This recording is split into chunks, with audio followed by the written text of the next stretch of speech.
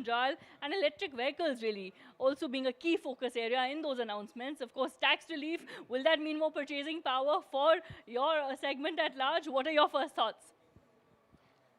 First, let me clarify. I'm not in the electric segment. That's my brother. Okay. So I think overall, this was a very well-balanced budget, considering there is a need to balance the fiscal discipline, which the government has put on itself, as also further figure out tools to enhance growth. I think she did that quite well by focusing on the very basics, right from things like skilling, education, training, agriculture, research, focusing on small industry, export capabilities, and in each area providing a real scheme or a mission which is backed with real funding and real support. But the big announcement was the exemption for individual tax payment straight from 7 to 12%, which is more than I think anybody would have expected.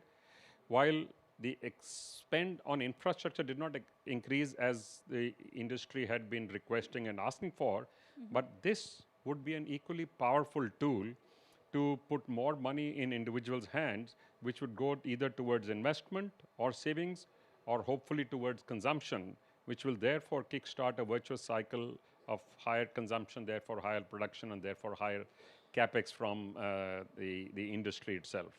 Right. Before I go into the other panelists, of course, Mr. Munjal, then the impact on the rural sector at large. That also saw a key mention. So your thoughts when more purchasing power comes into the hand, really, of people, as far as the rural industry is concerned, which is also growing and also part of the vision for Viksit Bharat 2047. Your thoughts on how then this budget really will set a new benchmark altogether? I think that's a very welcome move, not only on financial support, but also things like focus on nutrition, focus on higher productivity, higher yields, higher quality, better seed production, more automation, more use of technology, better water use. So I think overall it's very well focused on, and they've picked segments which actually matter, looking at deep tech, creating a fund of funds for startups, encouraging, continuing the support, the guarantee support for loans for small industry. So there is overall, I think, a very well balanced growth incentive, and also encouraging states to become equal partners with the state. The states, of course, already do lots of things. But the reality is, when we talk of investing in India, we don't actually invest in India as a whole. We invest in a particular village or a district or a city or a town in India. So the activity and the involvement of the states, and now the states getting measured and compared, I think will also be a welcome move. Absolutely. And one of the very interesting highlights really from the economic survey, and of course the budget as well, has been the interest in artificial intelligence altogether. And how would you see that panning out for your sector at large, for Hero Enterprise at large? So I think AI is a fact of life now. And it's not just AI as a single entity. AI has many different forms, as we know, and constantly evolving and constantly changing almost by the week. So for all of us in industry, it is critical that we not only keep our eyes open on how we can enhance capability, how we can also to look at what the competitive situation is globally. That's equally important for us. Therefore, the research focus on AI, the development focus on technical capabilities, the focus on developing the electronic hardware as an industry, and allowing industry easier, quicker M&A, I think will be very good, because that will allow more activity to take place, and setting in place two different things. One, the direct tax bill, which we are expecting later this week. And second, an empowered group to look at all rules and regulations in the non-financial sector. I think that's long overdue and will be a very, very welcome step, which could allow us to take a quantum leap on ease of doing business and ease of living. Because our constraint so far has been our own regulations, many of which are over 100 years old, and we've only been tinkering with them so far, while we have scrapped many rules and decriminalized some. But I think writing this de novo is a wonderful idea. Right, and deregulation and of course trade policies also, the spotlight on that, given the fact that the Trump administration's tariff policies we are still awaiting. So your thoughts on that for the sector at large? So clearly the world at this moment is under great stress. It's pulling itself apart. So our sectors are in real estate, insurance distribution, in steel cold rolling. We also actively support, as you know, early stage companies in multiple sectors and growth companies. So our field is actually quite diverse and quite large, but they will be helped by the facilitating instruments that the government is putting in place. For specific in its sectors, there was really no announcement for real estate as such. But I think that's one sector which does do a lot of good. It's one of the largest multiplier of economic activity. It's also the largest consumers of semi-skilled and unskilled labor in the country. Therefore, that's one which constantly needs to be supported and then provides a social good of housing and homes for people and offices and factories for businesses. I think that's overall good.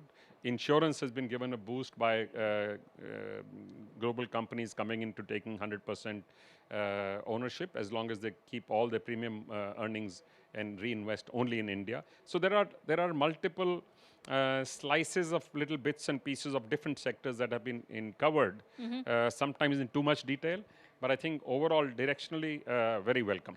Directionally very welcome. Those really are the positives. If I had to say there's one area that needs more clarity, there's room for improvement, what would that be then? One, as I said, I would have hoped to see a significant enhancement in infrastructure spend, as we have done over the last few years. And she had set a record of setting the highest, not just the actual investment, but also the highest growth in investment. This year, we fell short of our target. We are at 10.1 lakh crores, I think. And next year, my personal expectation was we would be anywhere from 13 to 14 lakh crores, but I understand it's only about 11 lakh crores that we will see next year. So hopefully that will get covered by the increase in consumption that will take place from the tax foregone of 1 lakh crore by the government. Right. Thank you so much for sharing your budget hits and misses with us. And of course, now we'll move on to the other panelists. Rajesh Jain, Chairman, Pan Asia Biotech. What to your mind then really were the big hits and the big miss this budget? So I think overall I'm very pleased with the budget, the way it has been, colored. The spectrum has been very wide, right from a farmer to artificial intelligence. You're talking something very big. It covers almost every field, and especially important was giving importance to farmers, to Bihar, and then to products like makhana, which are already selling well and going global. It was important because the more income the farmer generates, the more liquidity it brings back to the market. They are also encouraged in expanding. And it will give local employment opportunities again. The families need not travel to cities for job and other things. So it's a support to the whole ecosystem. The second thing that I loved was the MSME sector, the continued interest that they have in pushing that, which clearly signals that MSME sector is paying back on the promise that they were asking for, and this continued push to them also shows that if you perform as an industry, the government is there to back it up. When you correlate this with the final thing that I was personally also surprised was the income tax exemption up to 12 lakh. Now, what this actually says is that put together that you will have more employment in MSME sectors, and these youngsters will have more income, tax-free income to bring it back into the circle into the population. So I find these are my top 3 takeaways from the These budget. are your top 3 takeaways. These are what you're upbeat on. But what's the one area that you think can be improved or worked upon? So, if you look at our healthcare expenditure, it's around 1.8, and it's changing in decimals if you were to see in the last 3 years. We were hoping that it will double up this particular year. So this has not happened. I was looking at anything between 3 to 3.5%, because that kind of investment in healthcare is actually needed by our country. I'm very happy that a lot will be done with the private sector, as announced by the finance minister today, for medical tourism and also setting up some facilities with private sector. But overall increasing the health expenditure is what I think we missed to see. All right. Lastly to you, Vinod Sharma then is someone who's looking at electronics very, very closely. Exports did find a big mention. So what really to your mind is the big hit and the big miss from this budget? So if I specifically speak about manufacturing and then electronics manufacturing, I think Madam FM has ticked a lot of boxes for us. Beginning with, first, we all know that mobile phones has become the second largest merchandise export item out of India, next to oil, stuck between automobile and aviation fuel, if I may go specific. What we wanted to do is deepen that value chain now, bring in more components, in not only mobile, IT hardware, consumer electronics. So the whole customs duty on open cells coming down and a larger duty being put on displays basically means that we will begin to make our own displays in India now, which I think is a very welcome sign. So not only we were earlier, the whole focus was on assembly. Now we are seeing that the focus is coming down to at least the key components and modules. Similarly, if you look at the whole, and a lot of this component manufacturing will be done by the MSME, and hence, Rajeshji also mentioned this about the MSMEs. I think what's happened there and wasn't very clear in the speech is very, very welcome. The slabs for turnovers have been doubled. The slabs for investment have been increased by 2.5x. If you look at ease of doing business, again, there have been several specifically for electronics, but also investment into electronics. And one very key, or two, I would say, which only got brief mention, but I think will have deep impacts, is on the manufacturing, the National Manufacturing Mission. CII had been asking for a kind of a center, state, industry dialogue, a platform where we could discuss, like GST, where sharing of powers and some kind of a reasonable understanding on contentious issues like labor, land for industries, electricity. We need to find some answers there.